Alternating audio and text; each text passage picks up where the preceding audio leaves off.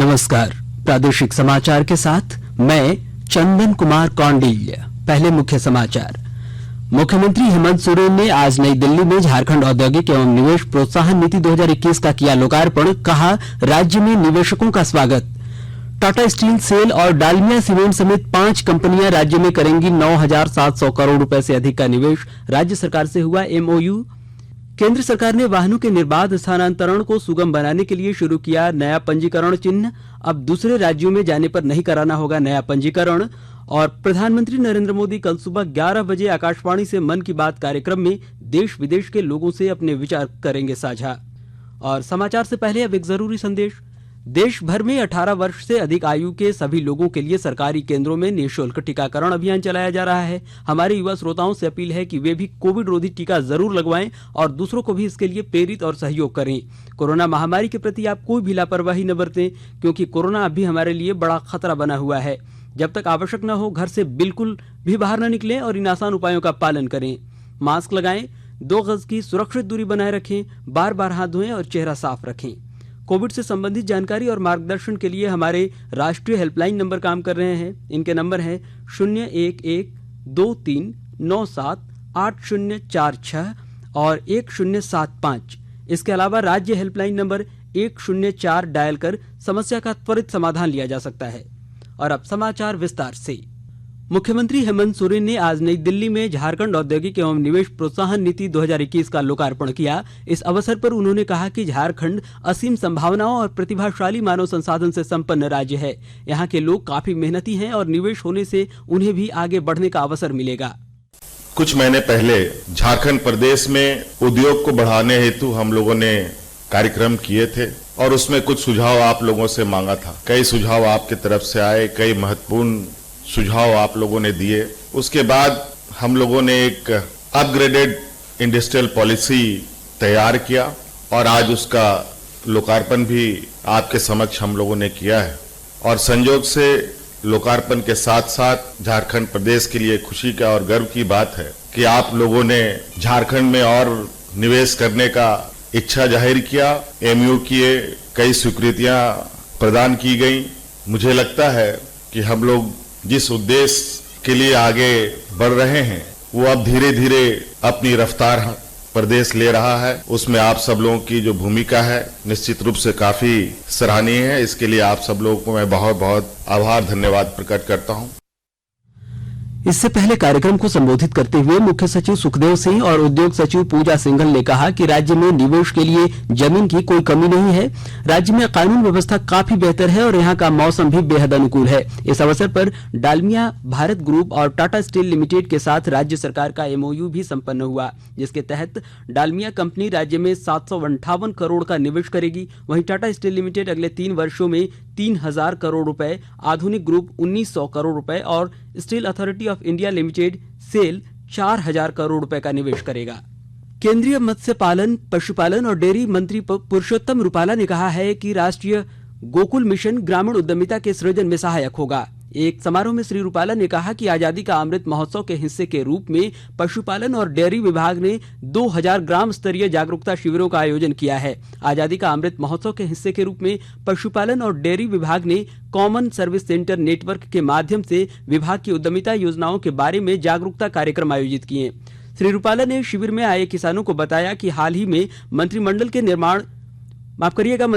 के निर्णय के अनुसार राष्ट्रीय पशुधन मिशन और राष्ट्रीय गोकुल मिशन योजनाओं में अब ब्रीडर फार्म उद्यमियों और चारा उद्यमियों का एक हिस्सा है। राष्ट्रीय पशुधन मिशन ग्रामीण उद्यमिता के सृजन में मदद करेगा और पशु डेयरी, मुर्गी पालन, भेड़ बकरी, सुअर पालन, पशु पक्षियों के चारा क्षेत्र में बेरोजगार युवाओं तथा पशुपालकों को आजीविका के बेहतर अवसर उपलब्ध कराएगा। इस अवसर पर केंद्रीय मत्स्य पालन, पशुपालन और डेयरी राज्य मंत्री श्री एल मुरुगन ने कहा कि आजादी का अमृत महोत्सव देश के लोगों को समर्पित है। इधर केंद्रीय गृह राज्य मंत्री अजय कुमार मिश्रा ने कहा है कि केंद्र सरकार स्वतंत्रता सेनानियों के कल्याण के लिए प्रतिबद्ध है।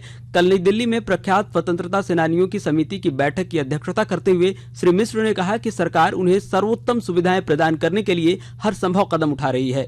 उन्होंने कहा कि इन सेनानियों ने स्वतंत्रता संग्राम में पूर्ण समर्पण के साथ भाग लिया और राष्ट्र उनके अमूल्य योगदान को कभी नहीं भूल सकता। श्री मिश्र ने कहा कि देश भारत की आजादी के 75वें वर्ष में आजादी का अमृत महोत्सव मना रहा है। इस बैठक में देश भर के वयोवृद्ध स्वतंत्रता सेनानियों ने भाग लिया।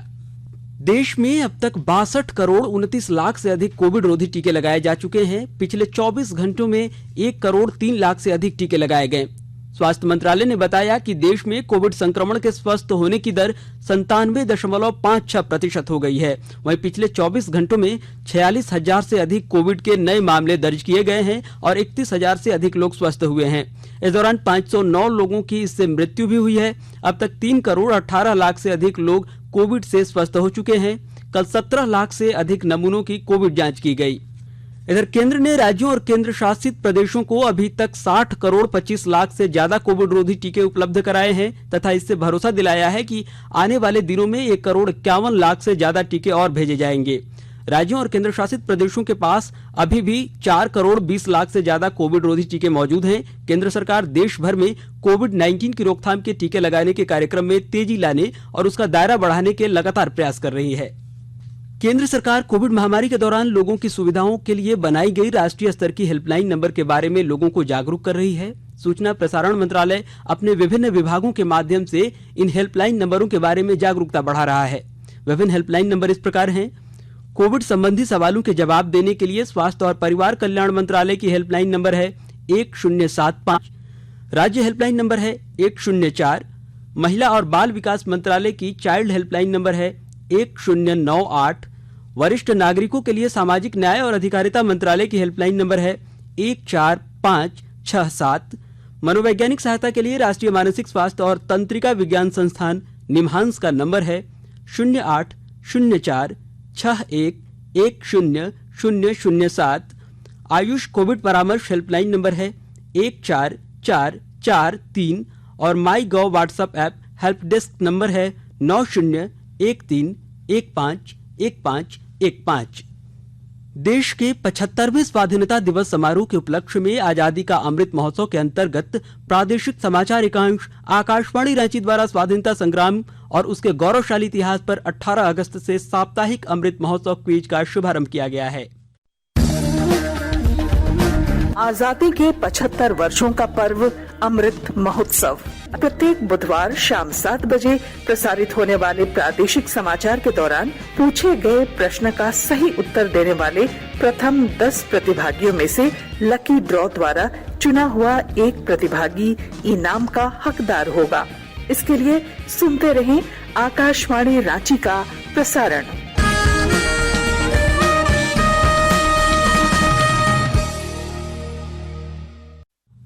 प्रधानमंत्री नरेंद्र मोदी आज शाम 6:25 पर वीडियो कॉन्फ्रेंस के माध्यम से पंजाब में अमृतसर में नवीनीकृत जालियांवाला बाग स्मारक राष्ट्र को समर्पित करेंगे। वे स्मारक के निकट विकसित संग्रहालय दीर्घाओं का उद्घाटन भी करेंगे।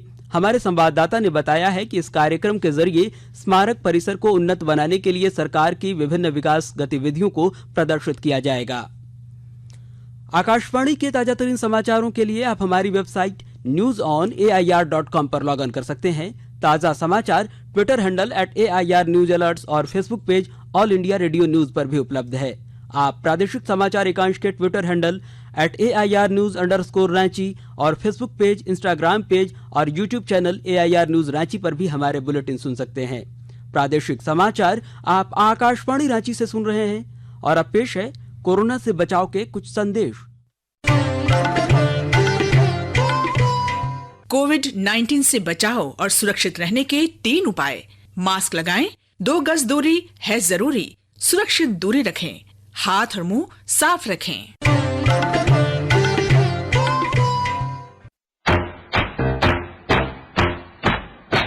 चलो मिलकर एक शुरुआत करें, चलो एक फैसला आज करें, मास्क नहीं तो टोकेंगे, कोरोना को रोकेंगे, चलो एक वादा करते हैं, चलो कुछ वादा करते हैं, मास्क नहीं तो टोकेंगे, कोरोना को रोकेंगे। भारत सरकार द्वारा जनहित में जारी। प्रादेशिक समाचार में आपका एक बार फिर से स्वागत है। प्रधानमंत्री नरेंद्र मोदी ने प्रधानमंत्री जनधन योजना के सफल बनाने के लिए काम करने वाले सभी लोगों के अथक प्रयासों की सराहना की है। उन्होंने कहा है कि उनके प्रयासों से देशवासियों को बेहतर जीवन व्यतीत करने को सुनिश्चित किया गया है। ट्वीट संदेश में श्री मोदी ने कहा कि आज प्रधानमंत्री जनधन योजना के 7 साल पूरे हो गए हैं। यह एक ऐसी पहल है जिसने देश के विकास पथ को हमेशा के लिए बदल दिया है। उन्होंने कहा कि इस योजना से अनगिनत देशवासियों के लिए वित्तीय समावेशन और गरिमापूर्ण जीवन के साथ साथ सशक्तिकरण सुनिश्चित हुआ है। श्री मोदी ने कहा कि जनधन योजना से ज्यादातर पारदर्शिता आई है। इधर प्रधानमंत्री नरेंद्र मोदी ने टोक्यो पैरालंपिक खेलों में उल्लेखनीय प्रदर्शन के लिए टेबल टेनिस खिलाड़ी भाविना पटेल को बधाई दी है। श्री मोदी ने भाविना के उत्कृष्ट प्रदर्शन की प्रशंसा करते हुए कहा कि पूरा देश उनकी सफलता के लिए प्रार्थना कर रहा है। उन्होंने आज एक ट्वीट संदेश में कहा कि भाविना की उपलब्धियां पूरे देश को प्रेरित करती हैं। उन्होंने भाविना से अपना सर्वश्रेष्ठ प्रदर्शन करने और स्वर्ण पदक के लिए बिना किसी दबाव के खेलने को कहा है। इधर केंद्र सरकार ने वाहनों के निर्बाध स्थानांतरण को सुगम बनाने के लिए भारत वाहन श्रृंखला के अंतर्गत एक नया पंजीकरण चिन्ह शुरू किया है। किसी भी वाहन पर यह पंजीकरण चिन्ह लगे होने से उसे वाहन मालिक द्वारा एक राज्य से दूसरे राज्य में जाने की स्थिति में नए पंजीकरण की आवश्यकता नहीं होगी। सड़क परिवहन और राजमार्ग मंत्रालय ने इस आशय की एक अधिसूचना जारी कर दी है। वाहन पंजीकरण की यह सुविधा स्वैच्छिक आधार पर रक्षा मंत्रालय के कर्मचारियों, केंद्र और राज्य सरकार के कर्मचारियों, लोक उपक्रमों और निजी क्षेत्र की ऐसी कंपनियों जिनके कार्यालय 4 या उससे अधिक राज्यों अथवा केंद्र शासित प्रदेशों में है के लिए उपलब्ध होगी। इन पर मोटर वाहन कर 2 वर्ष या 2 गुना में लगाया जाएगा। इस योजना से वाहन के हस्तांतरित होने की स्थिति में निजी वाहनों के एक राज्य से दूसरे राज्य में ले जाने में सुविधा मिलेगी। 14 वर्ष पूरे होने के बाद मोटर वाहन कर प्रति वर्ष लिया जाएगा और यह उस वाहन के लिए अब तक के लिए लिए जा रहे कर का आधा होगा। प्रधानमंत्री नरेंद्र मोदी कल सुबह 11 बजे आकाशवाणी से मन की बात कार्यक्रम में देश विदेश के लोगों से अपने विचार साझा करेंगे। यह मासिक रेडियो कार्यक्रम की 80वीं कड़ी होगी। इसे आकाशवाणी और दूरदर्शन नेटवर्क तथा आकाशवाणी समाचार वेबसाइट www.newsonair.com और news on AIR mobile app पर प्रसारित किया जाएगा। आकाशवाणी के यूट्यूब चैनल, दूरदर्शन समाचार, प्रधानमंत्री कार्यालय और सूचना एवं प्रसारण मंत्रालय से इस कार्यक्रम का लाइव स्ट्रीम किया जाएगा। उपराजधानी दुमका में सभी निजी हॉस्टल और लॉज में अब सीसीटीवी कैमरे अनिवार्य रूप से लगाए जाएंगे। इसके अलावा यहां रहने वाले छात्र छात्राओं का ब्यौरा भी प्रशासन के पास होगा। इस संबंध में अनुमंडल पुलिस पदाधिकारी नूर मुस्तफा अंसारी ने सभी निजी छात्रावास और लॉज संचालकों के साथ बैठक की। उन्होंने इन संचालकों से जरूरी गाइडलाइन का पालन सुनिश्चित करने और अगले 15 दिनों के भीतर सीसीटीवी कैमरे लगाने के निर्देश दिए हैं। गढ़वा जिले में 115 करोड़ की लागत से कदवा मोड़ से रंका तक 40 किलोमीटर सड़क का निर्माण कराया जाएगा। झारखंड सरकार ने पिछले कैबिनेट की बैठक में इस योजना को स्वीकृति प्रदान कर दी है। विस्तृत ब्यौरा दे रहे हैं हमारे गढ़वा संवाददाता। गढ़वा जिले के छत्तीसगढ़ की सीमा से लगी एक बड़ी आबादी अभी भी आवागमन से कटी हुई है। सड़क के अभाव में इन क्षेत्रों में अन्य विकास योजनाओं को पहुंचाने में भी परेशानी होती है। इसको देखते हुए कदवा मोड़ से तहले, चिनिया, रबदा होते हुए रंका मुख्य सड़क तक 40 किलोमीटर लंबी इस सड़क का निर्माण इस क्षेत्र की आबादी के लिए एक बड़ी उपलब्धि होगी। 115 करोड़ की लागत से बनने वाले इस सड़क के बन जाने से धुरकी, चिनिया, रंका, डंडई आदि प्रखंड एक दूसरे से जुड़ जाएंगे। साथ ही इन प्रखंडों से छत्तीसगढ़ और उत्तर प्रदेश की दूरी भी कम हो जाएगी। इस सड़क से दुर्गम इलाका कहे जाने वाले चिनिया प्रखंड के डोल, बिलैती खेर, चिनिया, हेताड़कला, बरवाडी और रंका प्रखंड के लुकुम्बार और रबदा गांव आदि सीधे लाभान्वित होंगे। प्रशासन का मानना है कि सड़क के निर्माण हो जाने से यहाँ विकास को नई गति मिलेगी। साथ ही नक्सली और असामाजिक तत्वों की गतिविधियों पर अंकुश लगाने में भी मदद मिलेगी। विनोद कुमार पाठक, आकाशवाणी समाचार, गढ़वा। अब खबर मौसम से। मौसम विभाग ने राज्य के कई हिस्सों में आज और कल बारिश की संभावना जताई है। रांची स्थित मौसम केंद्र के वरीय वैज्ञानिक अभिषेक आनंद ने बताया कि मानसून के सक्रिय रहने के कारण पिछले 24 घंटों में कई जगहों पर बारिश भी हुई है। श्री आनंद ने बताया कि बंगाल की खाड़ी में बन रहे चक्रवात के कारण अगले 5-6 दिनों तक झारखंड में बारिश की संभावना है। राज्य के उत्तर पूर्वी हिस्सों जैसे देवघर, धनबाद, दुमका, गिरिडीह, गोड्डा, जामताड़ा, पाकुड़ और साहिबगंज में आज अधिक बारिश हो सकती है। वहीं पलामू, गढ़वा, चतरा, कोडरमा, लातेहार और लोहरदगा में भारी बारिश होने का अनुमान है।